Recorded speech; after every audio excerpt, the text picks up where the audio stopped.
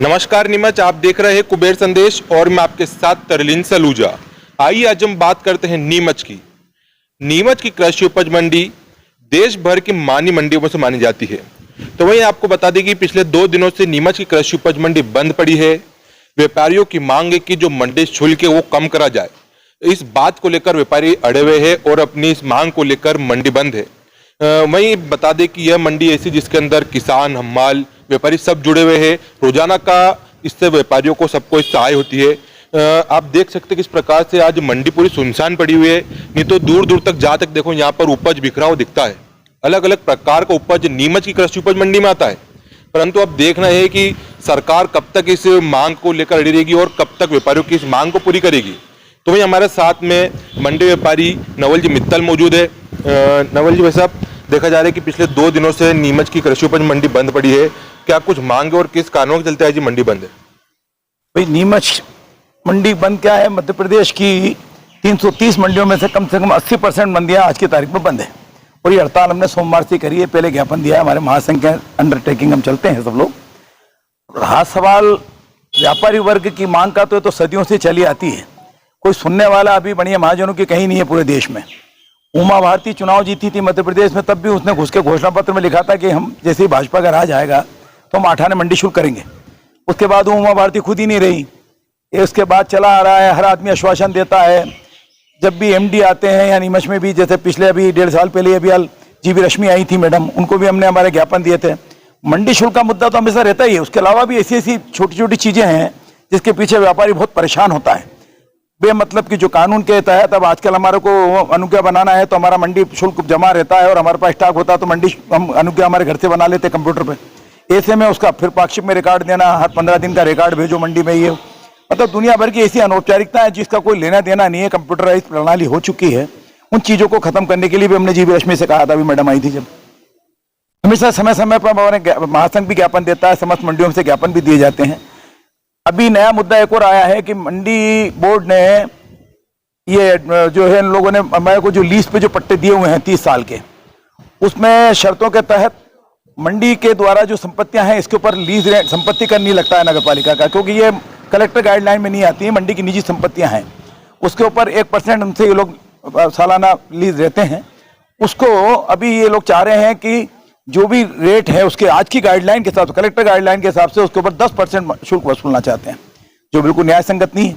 ऐसे में मूल मुद्दा ये भी लिया गया है कि नीमच, उज्जैन और इंदौर 3 मंडियां हैं जहां पर रेसिडेंस भी बने हुए हैं। कुछ मंडी के लाइसेंसियों को ही आवंटन किए हुए हैं, किंतु उज्जैन के अंदर क्या है कि मंडी लाइसेंस के अलावा भी कुछ शोरूम वगैरह बन गए। ऐसे में इनकी नज़र वहाँ गई है, इसलिए ये दिक्कत आ रही है। हमने चाहा है कि भाई जो सदियों से चला आ रहा है वही सिस्टम चलेगा, क्योंकि 30 साल और 99 साल के पट्टे भी हैं पहले के हमारे। अब ऐसे में ये लोग गाइडलाइन से उनके ऊपर जो लगाते हैं लीज, तो बहुत लंबा प्रकरण हो जाएगा ये। उसकी मांग करी, मंडी शुल्क को कम करने की मांग करी, हमारी ये पाक्षिक जो देते हैं उसकी मांग करी। अनुज्ञा जब हम बना रहे हैं ऑलरेडी, आए दिन ये मंडी में जब मंडी घोष में माल खरीद रहे हैं, अब मंडी नाकों पे बेमतलब उसका लेन देन करना कराना, बहुत सारी ऐसी चीजें जो आज के युग में लागू नहीं होना चाहिए। अब जब कंप्यूटराइज युग आ गया है, एकदम करंट प्रणाली आ गई है, मगर व्यापारी की मांगों को कोई नहीं देखता। खूब हड़ताल करके हम बैठे रहते हैं, उसके बाद हमारी कोई सुनवाई नहीं होती है। अभी मध्य प्रदेश शासन के शिवराज जी, जिन्हें मामा मामा कह रहे हैं, वो दुनिया भर की खैरात बांट रहे हैं, रेबड़ी बांट रहे हैं। मोदी जी ने मेहनत करी, उसका सब नाश कर रहे हैं, क्योंकि उन्होंने ये कभी नहीं कहा कि खैरात बांटो।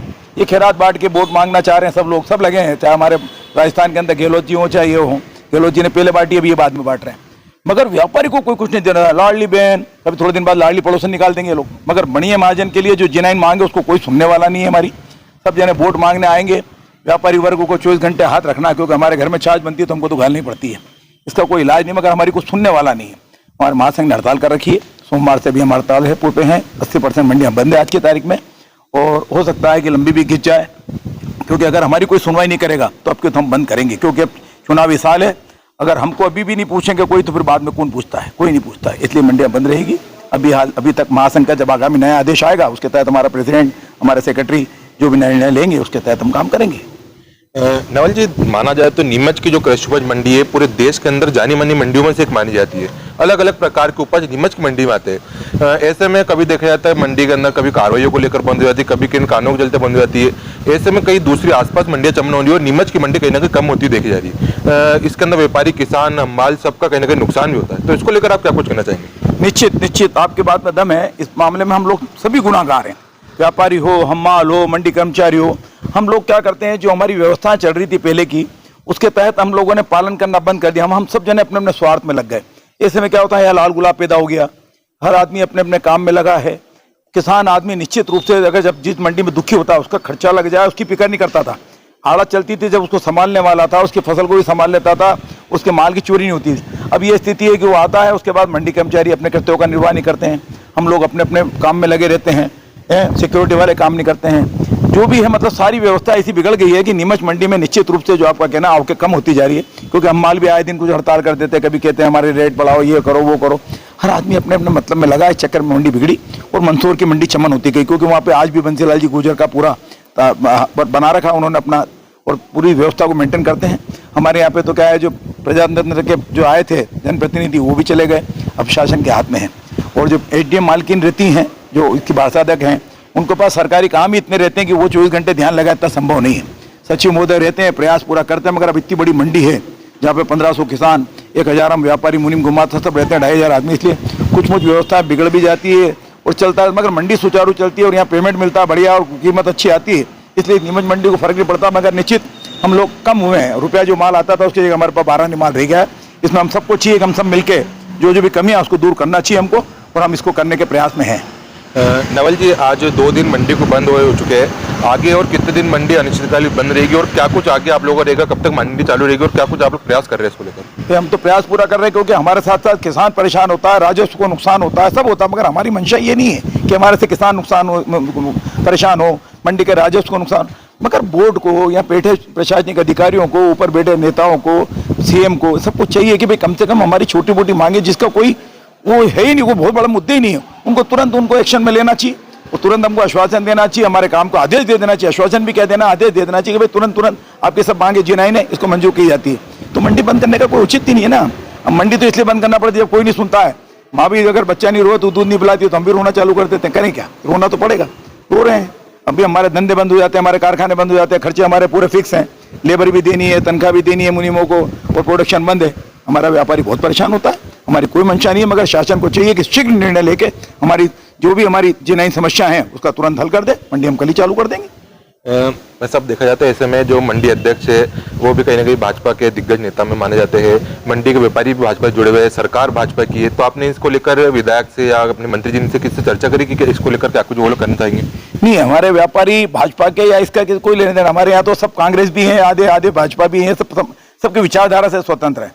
मगर निश्चित रूप से अभी पिछले 2 टर्म से शिवराज जी बैठे हैं, और शिवराज जी के राज में भी हम अगर परेशान हैं, जबकि मोदी के शासन में सारे देश में मोदी चाहते हैं कि पूरे देश के हर किसी भी इंसान को कोई समस्या नहीं होना चाहिए, तो उनके पालन में कम से कम ये ध्यान लगा लें।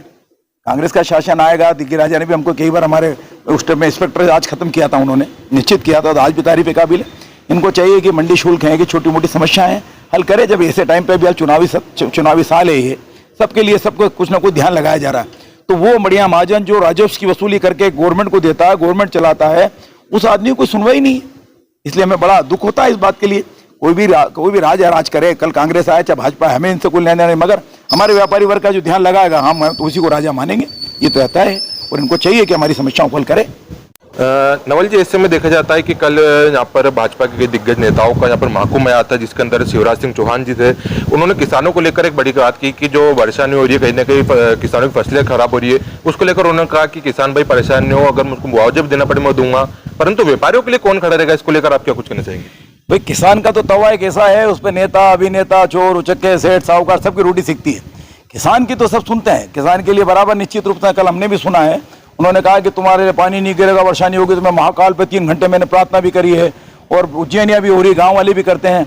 मगर प्रभु तो प्रभु है, उसकी ईश्वर की लीला है, वो तो उसको तो कोई बदल नहीं सकता। मगर उनको राहत देने के लिए जरूर कहेगा कि मैं खड़ा हूँ, मतलब उनको कहीं भी मुआवजा मिलेगा, जो भी कुछ होगा। व्यापारियों की तो जिनाई समस्याओं को भी हल करने की बात नहीं करते, मुआवजा तो बहुत दूर है। हमारी पेंशन हमारे, हम लोग अभी 64 साल के हो गए, 70 साल के बाद हमारी कौन सुनता? कोई नहीं सुनता है, न कोई हमें पैसा देता है। हमारे नुकसानी का पैसा दे ना देगा, हमको भी दे कोई पैसा, हमारे को कोई पैसा नहीं है। हमारे नुकसानी का कि हमारे कारखाने बंद पड़े हैं, कि मजदूरों का, कि श्रमिकों का, कि किसानों को नुकसान का, बस किसानों की तो सब सुनते हैं, क्योंकि किसान एक ऐसा तवा है, उस पर सबकी रोटी सीखती है। किसान माई बाप, जय जवान जय किसान के नारे लगाते हैं, और किसान को सब नाम से रोटी सेक के चले जा रहे हैं। व्यापारी को चोर समझते हैं, व्यापारी की तो कोई बात ही नहीं सुनना चाहता हमारी। तो ये थे हमारे साथ में व्यापारी संघ के नवल जी मित्तल, जिन्होंने बताया कि किस प्रकार की यहाँ पर व्यापारियों की यहाँ परेशानी है, जो मंडी शुल्क है उसको कम करने को लेकर बताया, और बताया कि जो परेशानी वो जेन्युइन परेशानी है। इसके अंदर व्यापारी अपना कार्य करना चाहते हैं, मंडी प्रारंभ करना चाहते हैं, परंतु ये परेशानी जब तक हल नहीं होगी, उसका निराकरण नहीं होगा, मंडी नहीं चालू करेंगे। और कल जो यहाँ पर मुख्यमंत्री शिवराज सिंह चौहान आए थे, उन्होंने किसानों को लेकर तो बात करी, परंतु व्यापारियों के लिए कोई नहीं सोचता है। यह बात मंडी व्यापारी नवल जी मित्तल ने कही। आपके साथ कुबेर संदेश के लिए तरलीन सलूजा।